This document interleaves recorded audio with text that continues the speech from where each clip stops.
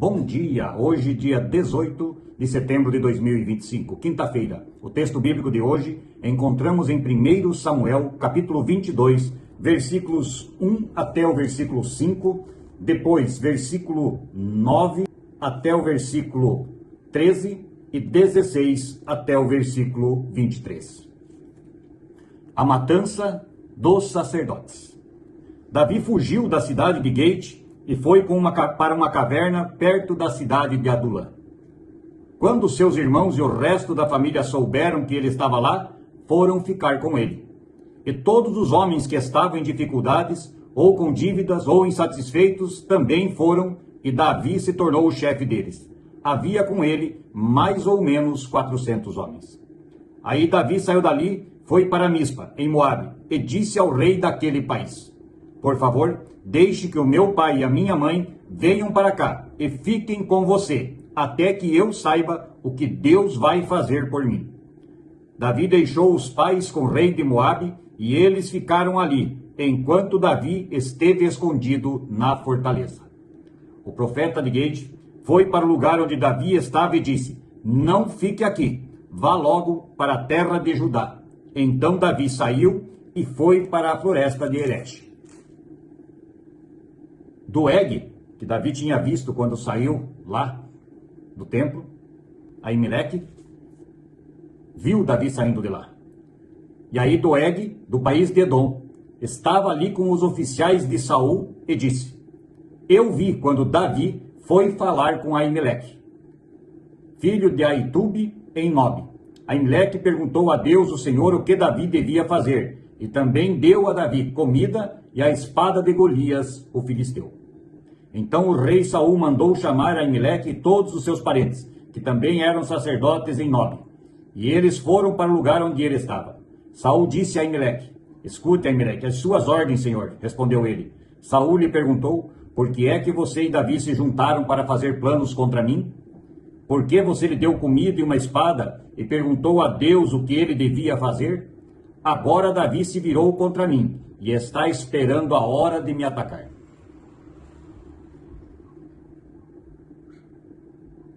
Aimeleque, então o rei disse: Aimeleque, você e os seus parentes vão morrer. Em seguida disse aos guardas que estavam ali perto: matem os sacerdotes de Deus, o Senhor. Eles se juntaram com Davi e não me disseram que ele havia fugido, embora soubessem disso o tempo todo. Mas os guardas se recusaram a levantar a mão para matar os sacerdotes do Senhor. Então Saul disse a Doeg: mate-os você. E Doeg os matou. Nesse dia, ele matou 85 sacerdotes de Deus.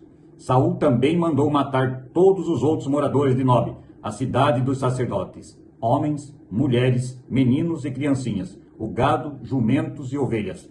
Todos foram mortos. Mas Abiatar, um dos filhos de Aimeleque, escapou e foi para o lugar onde Davi estava. Ele contou o que Saul havia matado todos os sacerdotes de Deus, o Senhor.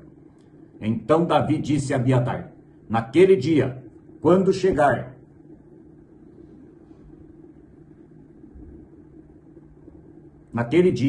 quando vi Doeg lá, eu sabia que ele não deixaria de contar tudo a Saul. Assim eu sou culpado da morte de todos os seus parentes. Fique comigo e não tenha medo. Saul quer matar a nós dois, mas comigo você estará livre do perigo. Até aqui a leitura de hoje. Veja, Davi, o rei ungido por Deus, por Samuel, está fugindo de uma região para outra para evitar um conflito com o rei Davi, com o rei Saul. Davi tinha em sua consciência que, como Saul havia sido posto rei e também ungido rei pelo Senhor Deus, ele não poderia fazer mal ao rei Saul. Então ele fugia, se escondia, mas aí Saul vai atrás dele em todos os cantos. Davi vai para a região de Judá, orientado pelo profeta de Gade, vai para a região da floresta de Herete. Saul continua a procurá-lo, procura achar uma forma de matar Davi, tirar ele do caminho. No entanto, quase ninguém lhe conta nada. E aí uma pessoa que Davi havia visto quando estava saindo do encontro com Aimeleque, está junto com Saul, um empregado de Saul, Doeg. E esse homem de Edom entrega a Aimeleque e diz a Saul: Aimeleque ajudou a Davi, deu comida, pediu a Deus o que Davi deveria fazer, deu a espada de Golias para ele. E Saul, com ódio no coração, chama Aimeleque. Aimeleque diz: bom, ele é um homem de confiança sua, pediu para mim ver o que Deus dizia para ele, eu não sabia de nada, pedi a Deus que orasse pelo seu homem de confiança. Mas Saul não acredita nisso, e diz a Aimeleque: vocês se juntaram a Davi contra mim, para me atacar. Davi espera o momento certo de me atacar. E aí Saul comete uma grande atrocidade. Na frente de todo o seu exército, ele manda matar a Aimeleque e todos os sacerdotes de Nob. 85 sacerdotes são assassinados. No entanto, Saul não consegue que nenhum soldado israelita faça isso. Todos se negaram. E aí Saul olha para o homem, para Doeg, que era do país de Edom, e diz a ele: matem os sacerdotes. E ele os mata a todos. E depois Saul ordena que matem todo o povo de Nob, todos os animais, tudo. E aí eles cometem mais uma atrocidade.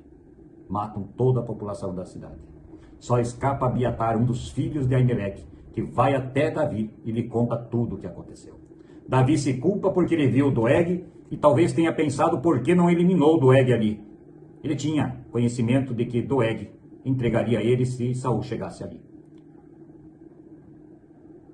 Mas será que Davi acreditava em algum momento da sua vida que o rei Saul, que foi escolhido por Deus também e depois rejeitado por Deus, faria tamanha atrocidade dentro do seu próprio país, matando os profetas do Senhor Deus e toda uma cidade das famílias destes profetas?